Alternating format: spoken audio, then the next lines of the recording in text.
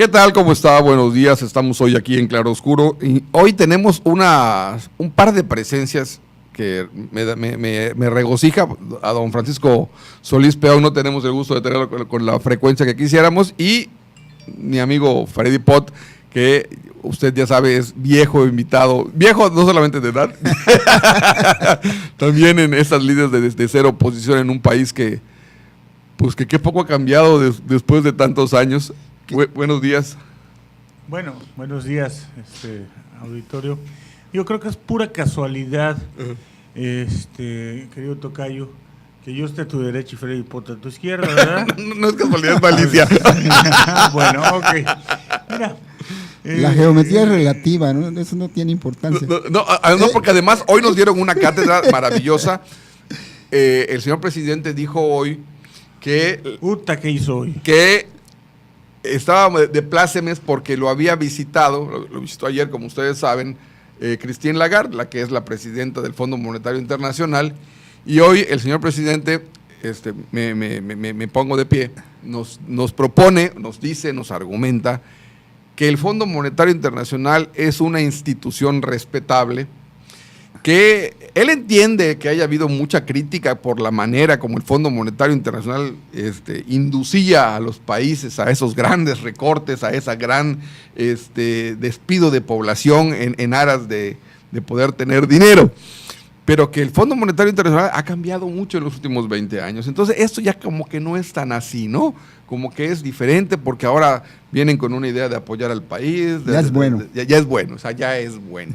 La única cosa que yo dejo en la mesa es el Fondo Monetario Internacional. Díganme qué cosas proponía que sean diferentes a las que el señor presidente está llevando a cabo hoy en este gobierno. Bueno, el Fondo Monetario Internacional no es bueno. Es encantador cuando te presta dinero. El problema es que hay que pagarle. O sea, ¿de qué tasas, yo no? creo que la lógica de nuestro señor presidente, que creo que ya se está dando cuenta como que no se va a poder reelegir. ¿Tú crees eso, que no se va a poder reelegir? ¿Tú alguna vez has creído que el señor presidente haya tenido en algún momento de su historia y de su vida la idea de reelegirse? Sí. ¿Tú crees? Sí. ¿Tú crees, Freddy? Bueno, no, la verdad no. La verdad, yo no creo que se fuera a reelegir, porque yo creo que ni siquiera va a convocar elecciones. Se va a quedar sentado allá el tiempo que quiera, bueno, pero en fin. Sí, ok. Te la compro. Mira, el tema aquí es pues que el siguiente gobierno pague las cuentas. Tal cual, digo, lo hizo Miguel de la Madrid en su momento y tal cual lo hicieron algunos otros, ¿no? Nada más que el Fondo Monetario Internacional sí te pide determinados requisitos que Andrés Manuel los está cumpliendo de por sí, sin necesidad de sin que haya medidas coercitivas. Sí, sin necesidad de que se los pida el FMI, o sea, él está recortando gente, él está finalmente centralizando un presupuesto, él intenta capitalizar el gobierno federal. ¿Para qué? ¿Quién sabe? Se habla de Dos Bocas, se habla del Tren Maya, se habla de esas pequeñas grandes obsesiones que tiene el señor presidente. En fin, pero al día de hoy está actuando de acuerdo al manual que te da el Fondo Monetario Internacional. El Fondo Monetario Internacional, para eso, en estas circunstancias, le va a dar dinero de mil amores. Freddy. Pues claro que tiene que estar contento si él está promoviendo una nueva etapa del neoliberalismo, ¿no? Yo no veo otra cosa. El tren transísmico, el Maya, todas las cosas que se están haciendo no son otra cosa más que eso, ¿no? No son otra cosa más que esos mismos proyectos que justamente sustenta el Fondo Monetario Internacional, porque es de donde puede obtener los grandes intereses o la gran cantidad de intereses, que es el negocio propiamente del fondo. Claro, pero sí, Freddy. Y dicta las normas, ¿no?, al respecto. Sí, Freddy, pero aquí, con esos dos proyectos, creo que hay uno más, ¿no? El transísmico, ese el famoso. transísmico, sí. Que además cierran la pinza, porque todo tiene un objetivo. Sí, y es que es favorecer a las empresas internacionales y al gobierno de Estados Unidos como una cuestión de tipo geopolítico militar. Sí. Recordemos eso. Sí. hasta ahí estaríamos bien. Fíjate que hasta ahí estaríamos bien. Mira, el transísmico no sé, pero tanto Dos Bocas como el Tren Maya son financieramente inviables. Lo han dicho todas las voces autorizadas posibles. Finalmente, una refinería para crudo pesado al día de hoy, pues te sale más barato comprarlo afuera, más barato. Acaba de anunciar Porsche, la marca icónica de automóviles deportivos, que con 2.500 euros puedes ponerte en la lista de lo que va a ser el próximo año su gran deportivo eléctrico. Y firman ellos un acuerdo en el que durante los próximos años van a tratar de reducir al mínimo posible la fabricación de automóviles de gasolina. Así de sencillo es el tema. Eso están viendo en los países del primer mundo. Bueno, yo ya vi un Lamborghini, lo manejaba el hijo de Cuadri, totalmente eléctrico, un prototipo. Wow. O sea, Lamborghini, el carro de 12 cilindros. El carro de 12 cilindros, sí. Consumía gasolina así. Sí, que chupaba gasolina como yo chupo en las cantinas. Bueno, Tampoco presumas, tampoco presumas. No creo que el Lamborghini sí chupaba un poco más. Ahí sí tengo que reconocérselo. Te ganó. Me ganó. O sea, no consumía gasolina, trasegaba gasolina. Entonces, sí, pero yo ya vi ese prototipo, y en la Ciudad de México, que no tiene nuestro sol, por decir un ejemplo, pues no le hacía falta nada de energía. Claro. Fíjate ustedes que la visita de la señora Lagarde, de Christine Lagarde, a mí la veo como algo pues más que dramático, como premonitorio. Vemos a un país que todos los días hasta el Banco de México reduce nuestras posibilidades de crecimiento.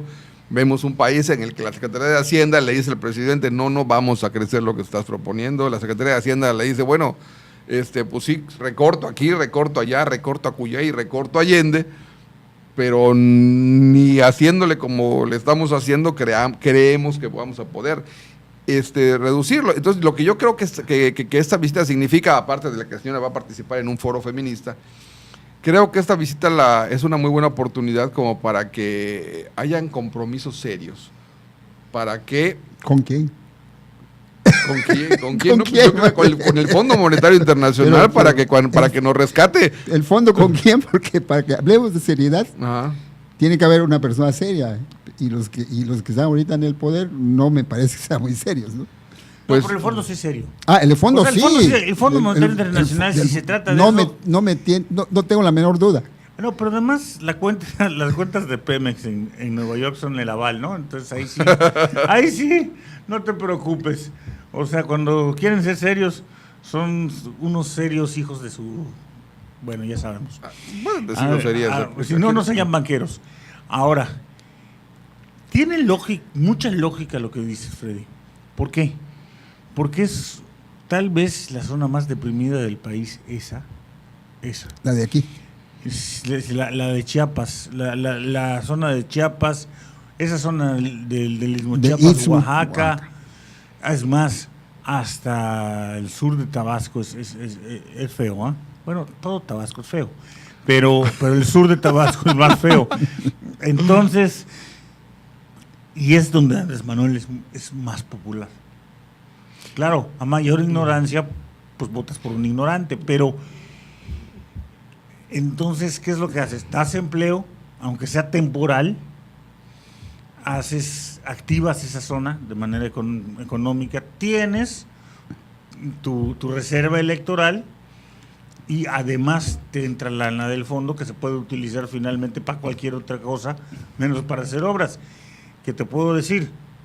Haces como que haces, ¿no? ¿Cuántas obras inconclusas hay? Y si no, que se lo pregunten a don Ivonne Ortega. Así es. El otro tema que creo que vale la pena sacar a relucir es el tema de las medicinas, que creo que va junto con pegado con el tema económico al final del día, porque lo que estamos viendo es que la grandilocuencia de esta manera de pensar de primero los pobres ha llevado al extremo absoluto el tema médico, el tema de las medicinas, el tema de los hospitales, que yo, si bien es cierto que estoy de acuerdo en que ya nos habíamos quizá acostumbrado hasta los grandes fraudes de los hospitales, como los que hizo Ivonne Ortega, los que mantuvo Rolando Zapata aquí en Ticul y en otras partes. Para nadie es un secreto que las penurias que pasaba a la gente que se atiende en el Seguro Social, o hasta los burócratas que se atendían en el ISSSTE, porque realmente era verdaderamente...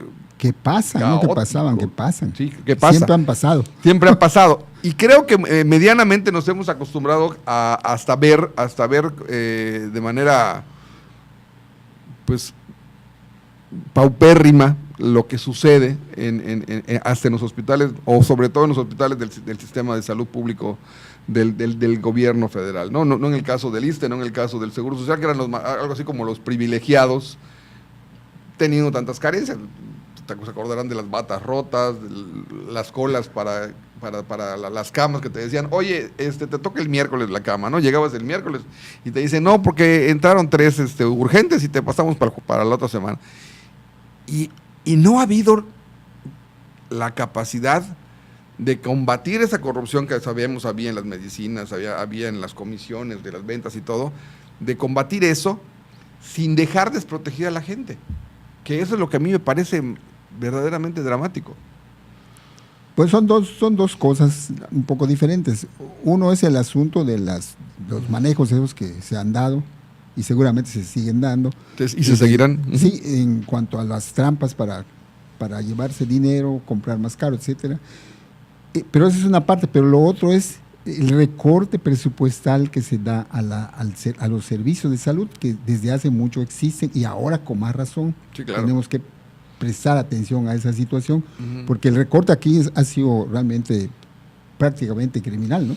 Entonces, ese problema que tú comentas, Francisco, de los hospitales saturados, eso hace rato existe, y ahorita está peor, ¿no? Claro. Además, ahorita, por ejemplo, en el caso del ISSSTE, ya no hay clima en el hospital del ISSSTE de Lindavista. En el regional no he estado últimamente, pero supongo que también hay problemas así por el problema del presupuesto. Pero de todas maneras, en el caso de la capacidad hospitalaria, por ejemplo, el hospital regional del ISSSTE, que le da servicio a Campeche, Quintana Roo, Tabasco, parte de Veracruz y Chiapas, se inauguró hace 50 años con 50 camas y sigue teniendo las mismas 50 camas. Además que ahora se pueden usar menos. Entonces, imagínense, y ya los usuarios se han multiplicado. Entonces, ese es uno de los problemas que también tenemos que ver. La política hacia la salud, que únicamente la utilizan de manera maquillada precisamente para construir las simpatías políticas. Y yo creo que en este gobierno tampoco cantan malas rancheras, ¿no? No. Recordemos que vino López Obrador aquí cuando comenzaba su mandato a plantear no sé qué cosa de un magnífico sistema de atención médica para todos. Escandinavio. Sí, casi a nivel de Noruega decía, ¿no? No, Canadá y Dinamarca. Canadá y Dinamarca. y ahora vemos que hay problemas muy serios. Ahí están los becarios en la calle, los médicos protestando, los servicios están peor que antes, y entonces no se vale exclusivamente echarle la culpa a la corrupción, porque aquí hay un problema serio de mal manejo de la política. Entonces, porque además de eso, no se está pensando en el problema de la salud pública, sino se está pensando en el problema de hacer cosas para generar simpatías, porque nosotros tenemos que pensar que para efectos de salud hay que promover la salud en materia de prevención fundamentalmente, y el presupuesto de este gobierno no está orientado hacia allá. No. Y el otro lado pues de los medicamentos y demás, pues también estamos viendo que hay un problema serio, independientemente de todas las cosas, porque ahorita están tratando de justificar, es que se robaban, sí es cierto, se robaban. Pero lo mismo Pero está haciendo Lomelí. ese no es el problema, pero había medicamento, ahorita Claro. ya no hay medicamento. No. Los sartán, que es el que usa un montón de gente, por ejemplo, en el ISSSTE, ya escasea, ya no hay siempre. Fíjate. Vas a buscar el losartán y te dicen, venga usted entre 2 semanas o venga usted la 100 semanas. Para la presión arterial. Para la presión arterial, que son los problemas más serios para los diabéticos, para las enfermedades degenerativas que se dicen. Entonces, el medicamento ya no existe, entonces, con la frecuencia que debe estar, ¿no? Claro. Porque el paciente tiene que tomar ese medicamento cotidianamente, ¿no? Pero entonces, ¿qué es lo que está pasando? Hay una denuncia muy seria de un señor Lomelí, que fue candidato a gobierno de Jalisco. Este señor Lomelí lo vinculan con 9 empresas que son las que están surtiéndole al gobierno federal todos los medicamentos. Y si viésemos que no hay tanta bronca, pues que te roben un poquito más. Digo, estamos acostumbrados a que todo el mundo nos robe, la verdad. Pero lo grave de lo que sale en esta denuncia y en esta investigación que hacen de las empresas de Lomelí es que Lomelí tiene precios muy bajos y muy competitivos porque trae mucho medicamento de la India y en la India no llevan un control No hay control de calidad. Como lo marcan las normas internacionales. Ni es lo mismo ni más barato. No, ni es lo Finalmente, mismo, no es lo mismo ni es más barato. Pero el señor Lomelí es amigo, es el gran delegado en Jalisco. En la mañanera de hace del lunes o del martes, la reportera se para y le increpa al presidente, le hace una relación de las 9 empresas, le dice qué es lo que está pasando con Lomelí, y el señor solamente le alcanza a decir, mire señorita, eso es un tema de política, porque como él es delegado en Jalisco y el gobernador de Jalisco trae un pique con él, es desde que le está soltando la información, toda seguramente falsa. Y con eso se escuda. O sea, tiene otros datos. Él tiene otros datos. Exactamente, él tiene otros datos, ¿no? Pero es matemática pura. O sea, vas a acceso a la información y hasta eso, bueno, por cierto, cómo se han echado la pelota con otro tema en el INAIP, el tema de los periodistas, que Ricardo Rocha dijo, yo no estaba en la lista, en fin, o que yo estaba en la lista. Es que yo creo que todos en algún momento estamos en esa lista, porque los que facturamos y pagamos impuestos, la habremos hecho en algún momento a algún gobierno, algún tipo de trabajo. No, tampoco salpiques. Yo te puedo decir una cosa, yo era el gobierno. Es una cosa diferente. o sea, yo era de los que pagaba.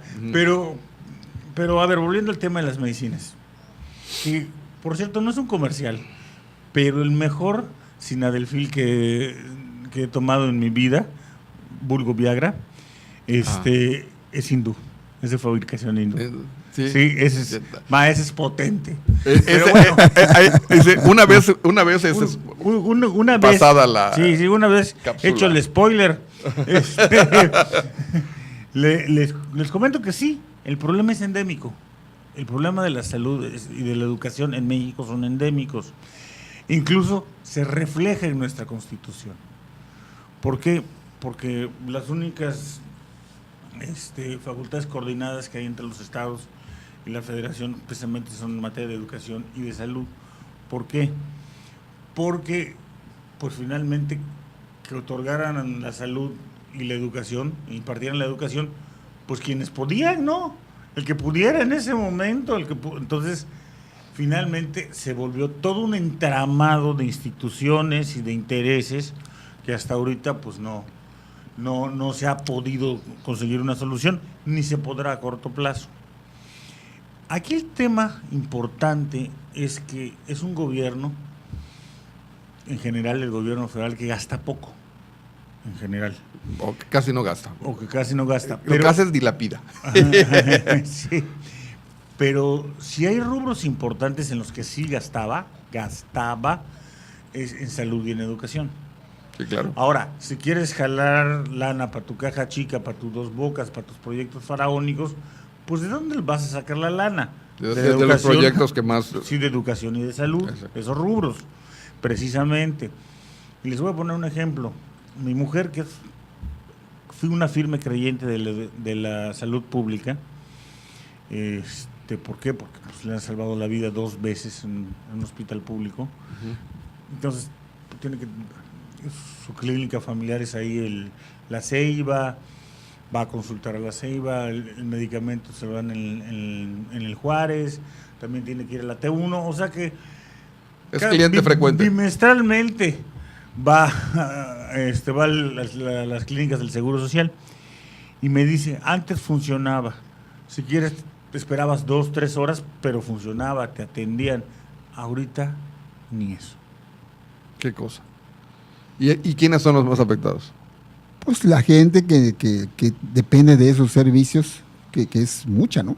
Claro. Es la mayor parte de los trabajadores. Dicen que en Yucatán creo que el 86% de la población tiene un servicio de salud público, ya sea ahí Seguro Social, lo que era el Seguro Popular, y que lo único que estaría faltando es que, bueno, ese 14% de diferencia es el que atiende los servicios privados.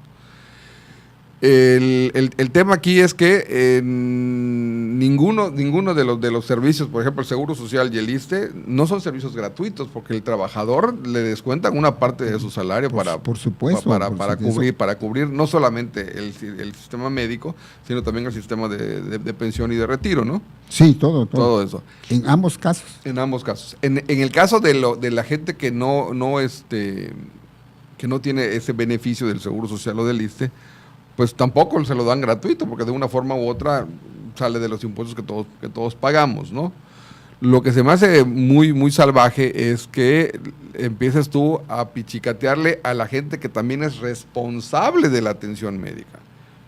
Por ejemplo, los residentes hicieron un plantón, una marcha en la Ciudad de México porque no les estaban entregando, bueno, no solamente no les estaban entregando, sino que lo que ya les habían dado se los querían quitar. Les están recortando, creo que todavía no se ha resuelto el asunto, les están recortando a la mitad. Un residente creo que gana en promedio 1,480 pesos, es lo que le dan al mes, y a un INI le dan 3,800 pesos al mes. Creo que la diferencia... 1,800 es 1,800. La mitad. La mitad. La mitad Creo que hay una gran diferencia entre lo que hace uno y lo que hace el otro. Por supuesto. Sí, bueno, vemos ninis que no hacemos nada. Pero por cierto, ¿dónde están mis 3,600 pesos al mes? No estás inscrito, tienes que inscribirte. Es que no creo que sospecha el señor presidente, como yo fui diputado local cuando él fue jefe de gobierno, creo que sospecha que yo no voté por él. Ni votaré por él nunca. Pues en esta mesa creo que no hemos cometido todavía ese pecado, ¿no?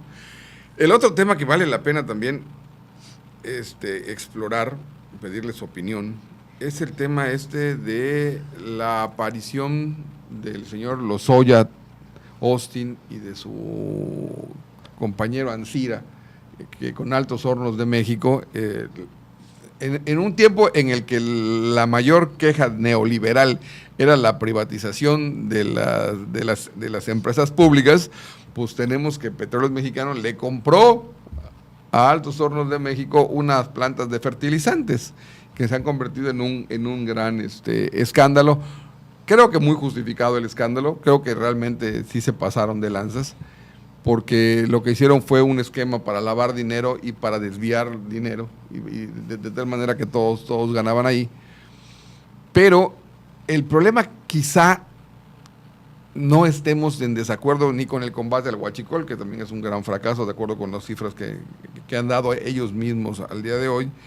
No creo que el problema tampoco sea que nos metamos a combatir de frente a la gente que de una forma u otra abusó en su paso por el gobierno, pero lo que me parece muy lamentable es que el presidente saque a relucir como una gran concesión personal, decir, oigan, en esta temporada electoral ya les autoricé que no pasen mis programas en la mañana en los lugares donde va a haber elecciones.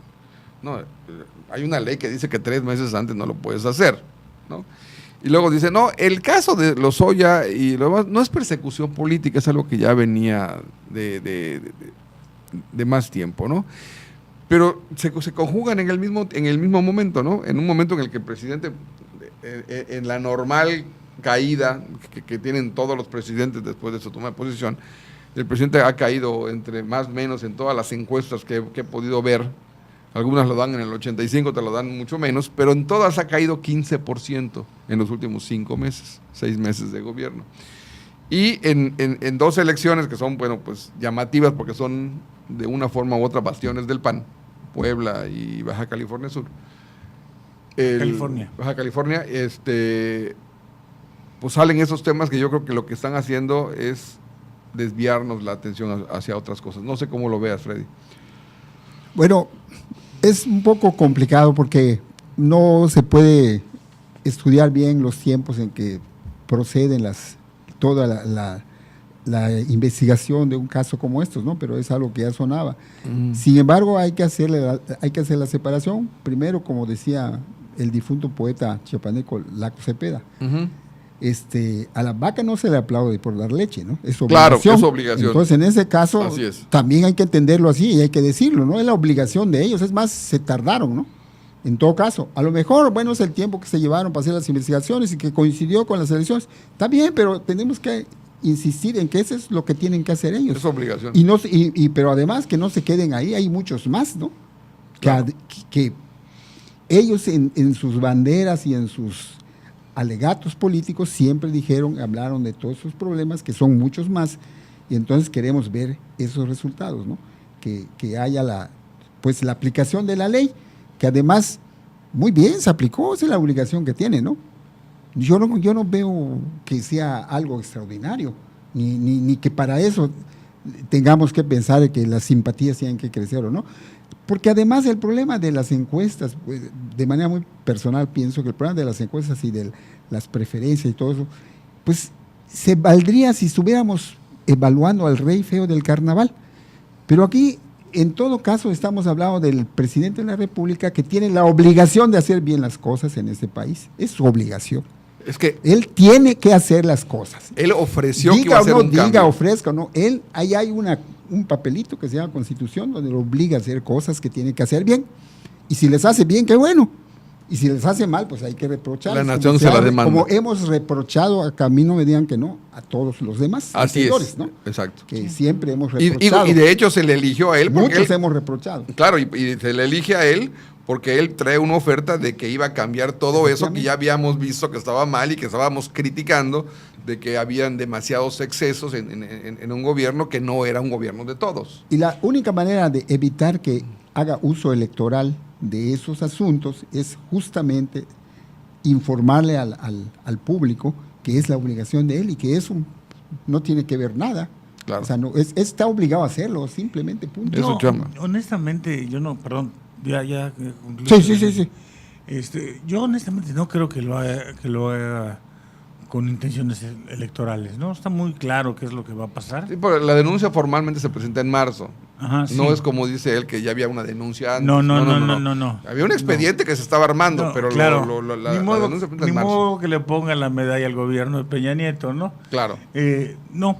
Ahora, lo que creo que va a pasar, y eso es en términos jurídicos, porque es mi de formación profesional, a veces pienso como abogado, miren, yo no veo la configuración de ningún delito. Pues de hecho ya salieron a decir que van a pasar todos los procesos en la calle.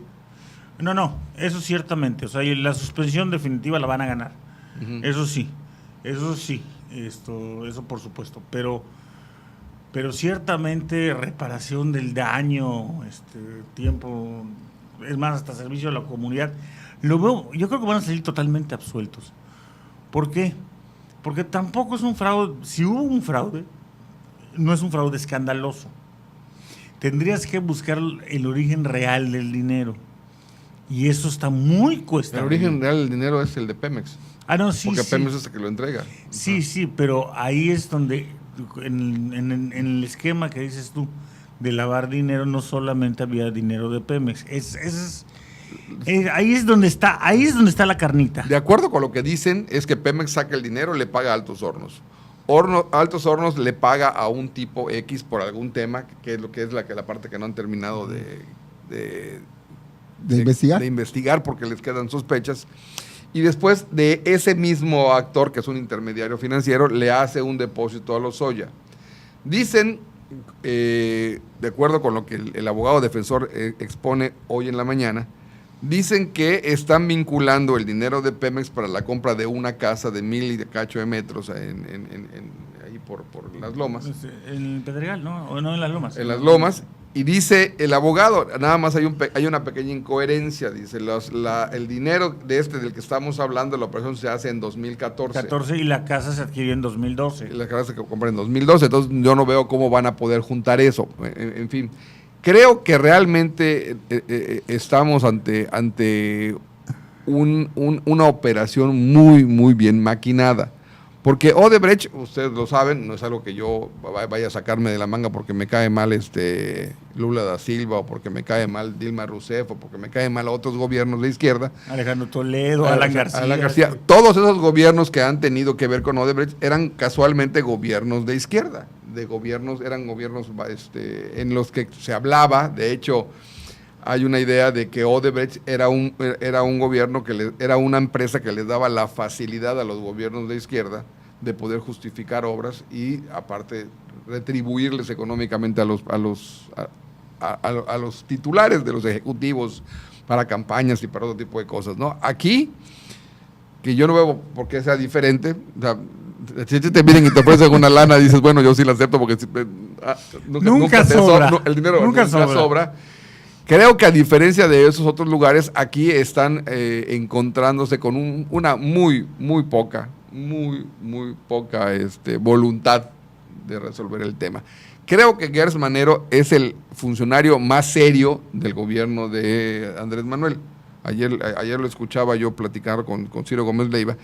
Me llama mucho la atención la manera tan puntual como dice, no, espérate, no es por allá, el tema aquí es y centra mucho y dice, es que esos son chismes, espérame, lo que realmente está pasando, y el tipo habla con mucha propiedad de temas en los que, bueno, pues no puedes tampoco desviarte mucho, claro, ¿no? Porque la ley dice una cosa y no te permite hacer lo que no dice, ¿estamos de acuerdo? Entonces, Gers Manero me dio la impresión ayer de que es un tipo que tiene muy bien controlado el tema. Esa impresión me dio. Que por otra parte, creo que esta gente es profesional para ser sinvergüenzadas, también es cierto. O sea, son profesionales en hacer esto. Otra cosa, siempre han tenido dinero. Emilio Lozoya, el actual Emilio Lozoya, pues lo aprendió de su papá, Emilio Lozoya Talman, el secretario de Energía, o sea... Así es, aquí no hay nada diferente, no hay nada nuevo bajo el sol. Bajo el sol, entonces, y siempre han tenido dinero.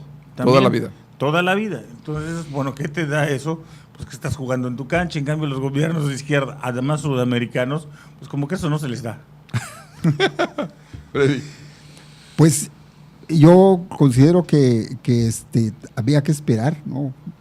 El desenlace de este capítulo. Pero entonces también hay que estar prevenidos porque puede ser también un uso político. Si al final de cuentas ellos no tienen la manera de probar todo, claro, entonces va a haber un desencanto porque la gente está esperando que haya alguna actuación en contra de quienes han abusado, independientemente de quienes sean, ¿no? Claro. La gente está esperando eso porque es una de las cosas que vendió este presidente para que puedan votar 30 millones de personas por él.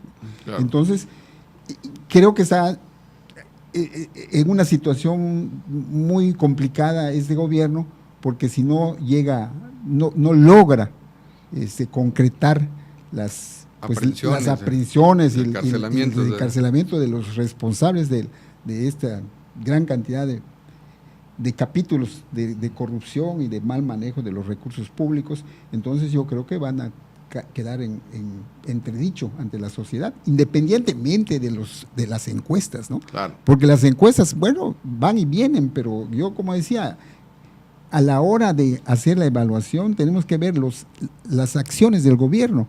las acciones concretas del gobierno. Nada habla más de un Sí, gobierno y que vamos, los hechos, ¿no? Claro, no vamos a ver nada más lo que dicen las encuestadoras, sino vamos a ver, bueno, qué pasa en los hospitales, qué pasa con los médicos, qué pasa con el bolsillo de los trabajadores, qué pasa con la informalidad, que de acuerdo a la INEGI estamos en 56.7% de informalidad, que la economía no está caminando, que en esas condiciones de informalidad estamos hablando de un país donde no hay mucha esperanza de un desarrollo económico verdadero, ¿no? Sustentado. No, y el tema de la recaudación fiscal incide directamente en la informalidad. O sea, estamos en la informalidad, no se pagan impuestos. Claro. Y bueno, al no pagar impuestos no hay desarrollo, entonces estamos otra vez en la informalidad. Y ahí vamos. Solo el 17 punto algo por ciento de los trabajadores reciben 2 minisalarios. El 42% de los trabajadores reciben un salario mínimo. Entonces, en esas condiciones, ¿cómo vas a fomentar el consumo interno, una serie de cosas? Y la propia economía no se puede, ¿no? Y es lo que comentaba también el asunto de los impuestos, ¿no? No se están pagando los impuestos porque la mayor parte de las actividades son de manera informal. Y además, mucha de esa gente que trabaja en la informalidad no tiene la previsión social, no tiene la atención a sus problemas sociales. ¿Por qué? Porque no se les paga seguro, no se les paga, porque justamente el sistema ese de la tercería, ¿no? Sí, el outsourcing. Que le llaman, permite que a la gente que se le emplea, pues no se le paguen las prestaciones de ley que corresponden. Oye, Freddy, pero además yo también veo que no esta caída en tantos rubros de la economía, pues también tiene que ver con esos 15,000 personajes que han despedido del gobierno. Esas personas a las que de un día para otro le dijeron, hey, tus derechos laborales me valen madre, y te vas para afuera. Sí. Es que a mí me habían ofrecido que si yo firmaba, a mí no me interesa qué te ofrecieron. O sea, tú firmas por honorarios, estás aquí, ¿cuántos años tienes firmado por honorarios? No, pues que 15. Para afuera.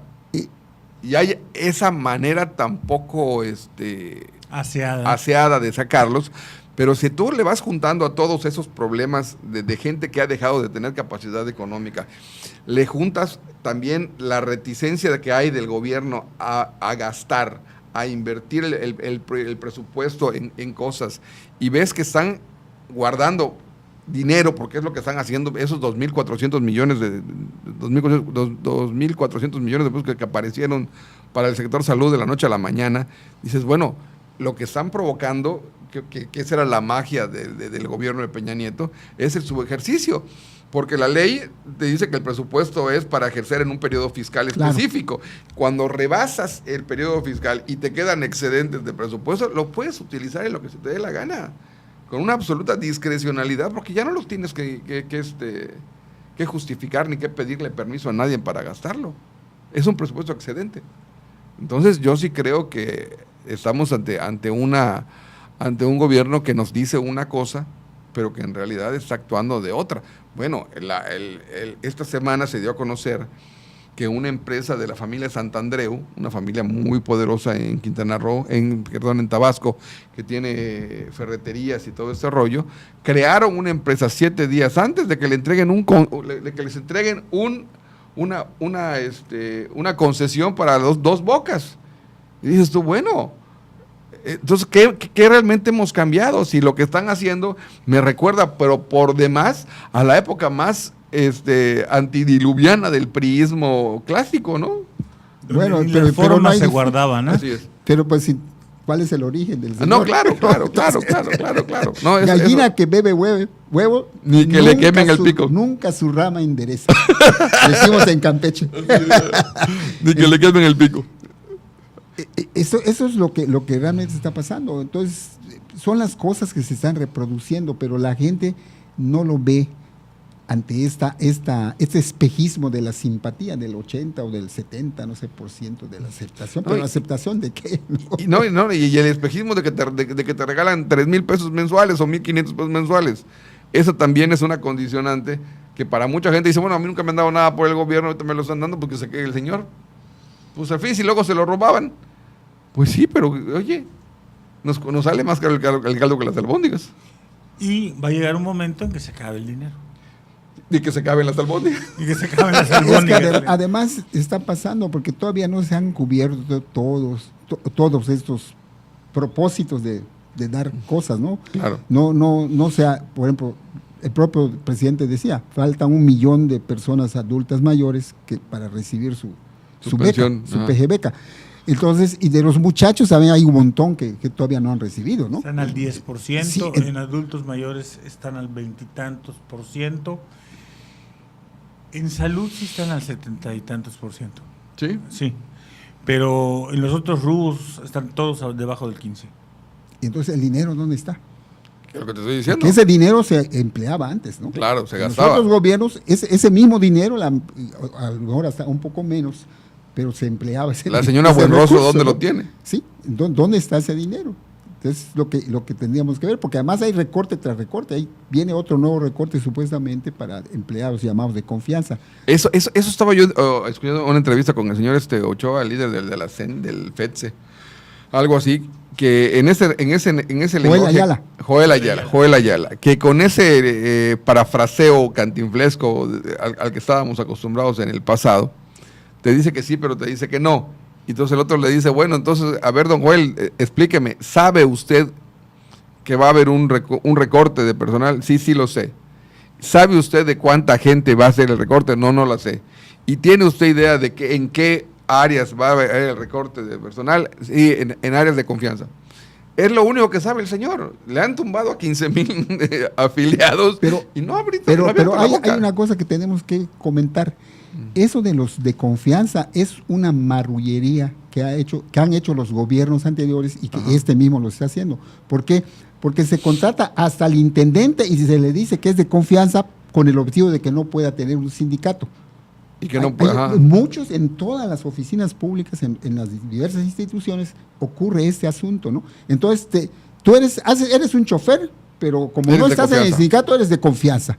Entonces, en consecuencia de eso, pues Pueden no tienes abusar de derechos, ti. pueden sacarte cuando quieren, que además no es cierto, porque la ley te protege aunque seas de confianza. Así es. Entonces, el trabajador de confianza es aquel vinculado estrechamente con el patrón, el que maneja valores, que son unos cuantos, los trabajadores de confianza desde el punto de vista de la ley. Lo Aquí que son legalmente abogados, se ¿no? estipula. Y los demás no son de confianza, han sido mal llamados de confianza. Y eso de los honorarios y los otros tipos de contratación que se hacían era justamente para tener disponibilidad de las plazas y manejarlas desde el punto de vista político y clientelar. Entonces, cada vez que venía una nueva administración, traía a los parientes, ¿no? Traía Claro. a los primos, a los cuñados, a las novias, A los a afectos. los amantes, a las amantes. Y entonces ahí tenían la manera de meter a su personal, a su gente, y pues esto generaba una informalidad en materia de contratación laboral. Y además de eso, pues era ineficiente porque mucha de esa gente llegaba sin tener los conocimientos para hacer el trabajo, ¿no? Porque ¿Cómo no? aún el trabajo burocrático es un trabajo profesional. Que Sí, claro, los que además claro. estamos obligados, los que trabajamos en la burocracia, a prestar bien el servicio con toda la capacitación necesaria, porque es un servicio que le prestamos a la población, a la sociedad. Entonces, se malentiende el sentido de que los trabajos en las oficinas públicas son un botín político. No, No sí, todos. Los trabajos tienen que ser profesionales. Debemos estar profesionalizados para brindar el servicio Todos los que hemos sido a la funcionarios. sociedad. Claro. Todos los que Servicio hemos civil de sido carrera. Sí, bueno, todos los que hemos sido funcionarios públicos sabemos que en la administración pública federal, al menos a partir del tercer nivel, no es sencillo, ¿eh? O sea, no cualquiera, no puedes andar improvisando gente. Ahora, el servicio civil de carrera se implementó o se comenzó a implementar, hubo un balbuceo en la época de Fox, inclusive se aprobó la ley, la hizo Ramón Muñoz en su momento. Ujú. Y no sé por qué abortó.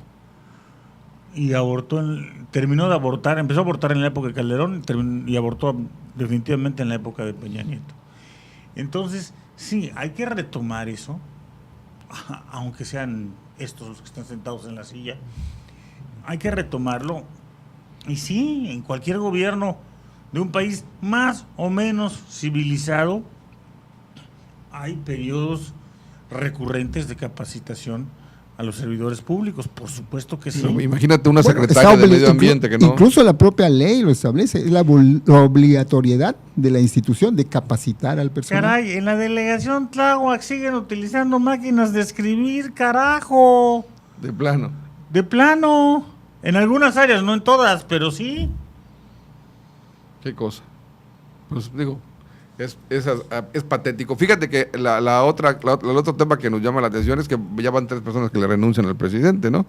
La señora esta Josefa González Blanco, que desgraciadamente yo pensaría que la debieron haber cesado por incapaz, porque no vio ni el sargazo, ni lo de la... No la dejaron ver. Ni lo de las dos bocas, ni mucho Porque menos. El de los cosas. datos es el que está resolviendo todo. Claro. Más allá de la teoría de la conspiración, tiene sentido algo. A ver. Yo creo que utilizan lo del avión. O sea, yo me la imagino a la hija de Patrocinio, Ajá. y que fue secretario de Gobernación y gobernador de Chiapas. Así es. Que son así, es gente muy bronca. Sí. ¿Sí? Llegando con Andrés Manuel y diciéndole, señor presidente, ¿sabe qué? Yo no creo en esto. Me quiero ir. Aquí está mi renuncia. No te vayas. Digo, me acaban de renunciar. No te vayas. Bueno, ¿cómo le podemos hacer? Entonces, a alguien, porque a Andrés Manuel no se le ocurren esas cosas. A alguien se le ocurrió que llegara tarde, que regresara el avión. Todas esas cosas, ¿no? Qué cosa. Entonces, ella utiliza eso para presentar su renuncia, diciendo que está de acuerdo con las políticas de cero impunidad del presidente de la República. El presidente de la República dice, sí, cero impunidad, y todos contentos. Qué cosa. ¿Por qué crees que nombran en horas nombraron a Horta, A Víctor Toledo. Qué a cosa. Toledo. A Toledo. En Qué sí, cosa. sí. La primera declaración de Toledo. En primer lugar, a mí se me hace de muy mal gusto, porque la primera declaración que hace Milton Toledo, el señor es que dice, bueno, yo soy, esta es una victoria para la comunidad lésbico gay. ¿Y qué tenía que ver? A mí no me interesa. Te lo digo honestamente, yo no soy ni homofóbico ni mucho menos, pero si algo se me hace demasiado obsesivo al día de hoy, es a mí que me interesa tu actividad sexual, si es algo netamente privado tuyo. ¿Por qué tienes que salir a ventilarlo como si fuera, no sé, la verdad es que a mí se me hace... A ver, no sé, es que estoy buscando una secretaría donde pudieras decir que el nombramiento es una victoria para el movimiento lésbico gay. Es que no hay ninguna. No hay ninguna. O sea, por Dios. Por favor. Y yo tengo muchos no es la amigos. función de la secretaría ese asunto, ¿no? No es. Pero- Ni remotamente. Ni remotamente. El sargazo no tiene los colores del arco iris, que no mamen. Es que realmente a mí se me hace tan obsesivo el tema que yo sí creo que debemos de luchar por los derechos civiles y todo este rollo, que yo no solamente estoy de acuerdo, sino que además yo he marchado, pero sacarlo a colación como un mérito, dices, oye, es excesivo, creo. Pero el señor está obligado a resolver una cantidad de problemas, ¿no? Los impactos del tren, los impactos del Dos Bocas, y bueno... Del transísmico. Sí, los impactos del Tren Maya. De eso. Sí, por eso. Ahora, pero además está obligado a hacerlo con una secretaría, con un presupuesto totalmente reducido, porque ahí sí... Le metieron la tijera. La tijera.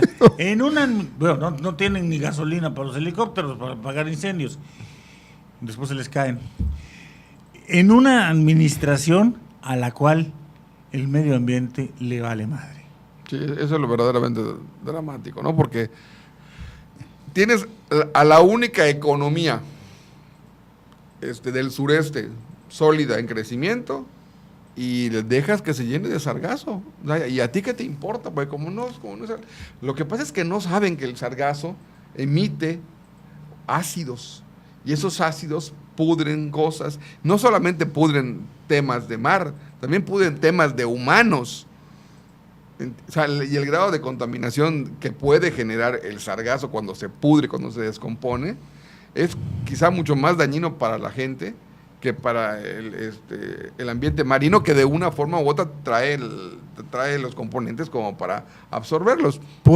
Hay un estudio que dice que Puerto Progreso, o sea que las playas del sureste, yo digo, de las playas yucatecas, Puerto Progreso, Chichulub, Chilán, Telchac, Chuburná, en fin, todas esas tendrían un 70% más de visitantes si no hubiera tanto sargazo.